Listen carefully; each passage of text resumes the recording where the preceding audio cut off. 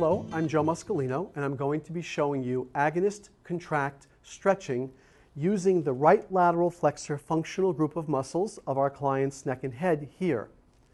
Agonist contract stretching is very often known by its acronym, which is AC stretching, and it should be pointed out that this is the basis for Aaron Mattis's active isolated stretching technique, AIS.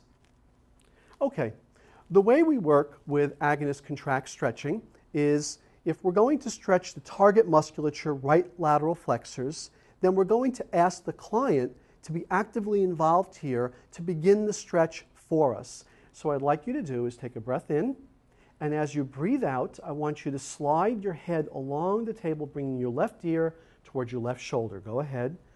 Breathe out, breathe out, breathe out. At the end, relax. Finish breathing out, and I'm going to step in and stretch you a little more.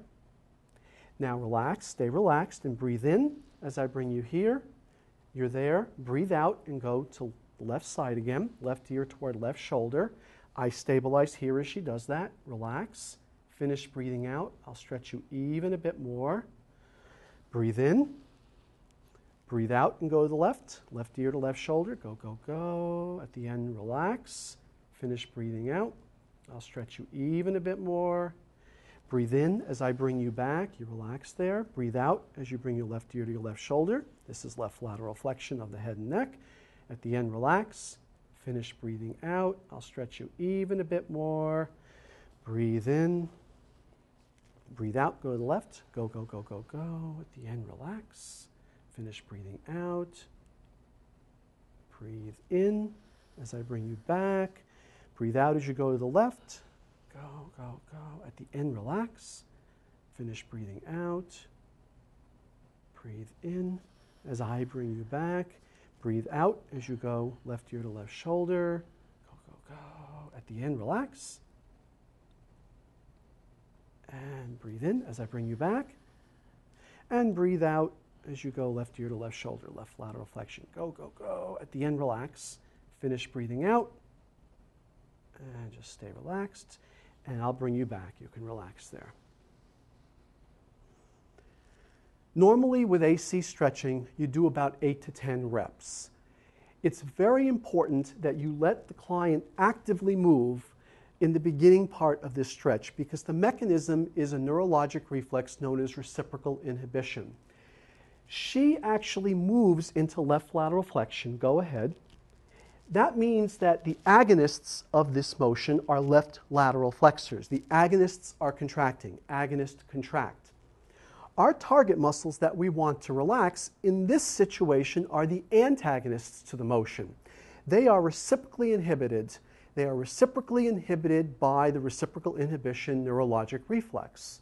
And that means we can take advantage of this because when she's done moving, we then ask her to relax, and since these target muscles are inhibited, they're relaxed, we can then stretch her farther into left lateral flexion than we otherwise would have been able to. Another thing about AC stretching is very often it takes some client education to become comfortable with it. I'm asking her to slide her head along the table, and she did a wonderful job of that. But very often the client will rotate when they're doing this, which could be good if that's what we wanted, but if we're trying to target the right lateral flexors, we need no rotation. We need the nose to stay pointed to the ceiling. So go ahead and bring your left ear towards your left shoulder, but go ahead and let your nose go off somewhere. If I were to see that, I would have to stop the client and say, no, no, what I want you to do is I want you to slide your head just like this. You feel that? Mm-hmm. And I might even say, show me that. Go ahead. And if she then does it perfectly, I know she's set and we can begin. It's a good idea to do that before you begin the protocol so that you don't have to stop partway through, restart again, etc. AC stretching is a very effective neural inhibition advanced stretching technique. I strongly recommend it to you. I'm Joe Muscolino, and this is AC stretching of the right lateral flexor muscles of the head and neck. Hello, I'm Joe Muscolino, and I would just like to add something. I've shown you in 3 different video clips CR, contract relax stretching for the neck, AC, agonist contract stretching for the neck, and joint mobilization for the neck. I'd like to add something about precautions, contraindications.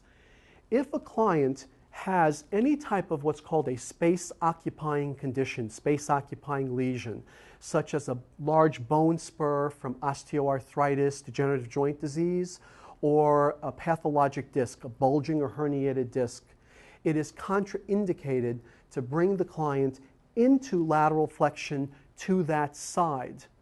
So if she had some type of an unhealthy disc or bone spur on the right side that might be occupying space and compressing on a spinal nerve as it comes out through the intervertebral foramen there, I would not want to close down that side and bring her into lateral flexion to that side. Okay, it's important to be aware of that.